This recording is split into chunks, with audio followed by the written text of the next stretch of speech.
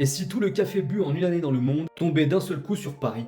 Paris fait à peu près 105 km². Et l'humanité engloutit environ 2,25 milliards de tasses de café par jour, soit 821 milliards par an. Avec une moyenne d'à peu près 17,5 centilitres par tasse, on obtient 144 milliards de litres de café, soit à peu près 144 millions de mètres cubes. Et maintenant, on imagine une inverse de 30 minutes en continu qui répartit de manière uniforme cette quantité sur l'intégralité de la ville lumière.